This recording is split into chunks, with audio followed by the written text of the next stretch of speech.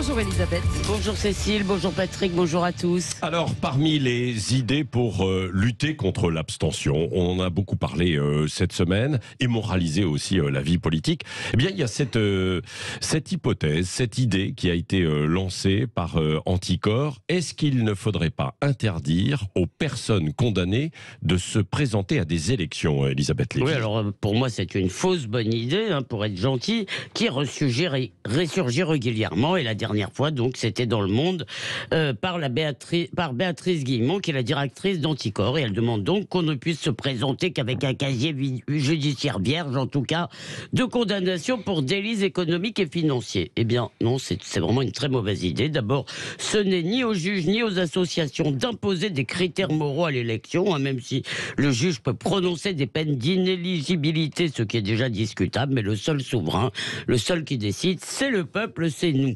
Et puis, ça suppose que la condamnation en justice fait de vous un paria à vie, qu'il n'y a aucune possibilité de rédemption. Or, je suis désolé, oui, vous pouvez avoir commis des indélicatesses à 30 ans et être respectable à 40.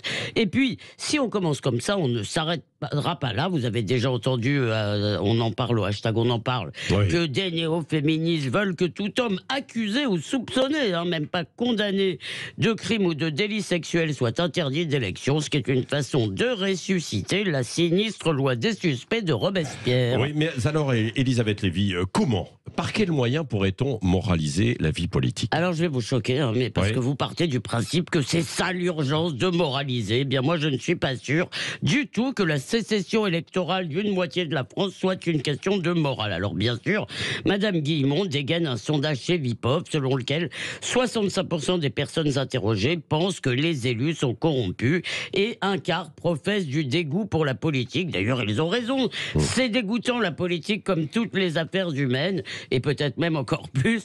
On n'arrive pas au sommet et on y reste encore moins sans jamais faire la moindre carabistouille, la plus petite entorse aux règles, comme par exemple financer un meeting électoral comme si c'était une convention ministérielle. Je vous parle de l'affaire de Los Angeles, que vous connaissez. Ne soyons pas des gogos. Vous voyez bien que la morale est une arme du combat politique, un moyen de nuire à l'adversaire, comme par exemple, vous voyez que la nouvelle accusation de viol contre Damien Abad tombe opportunément au lendemain d'un premier tour où il est arrivé en tête. Quel heureux hasard. Alors tous les Français, bien sûr, vous diront la main sur le cœur qu'ils détestent la corruption, ça ne mange pas de pain, et puis ça fait se sentir bon. Et personne d'ailleurs ne vous dira non plus qu'il veut gagner moins d'argent, d'où le plébiscite du pouvoir d'achat comme première préoccupation des Français. Mais en réalité, ce que les électeurs reprochent à leurs élus, c'est de les abandonner.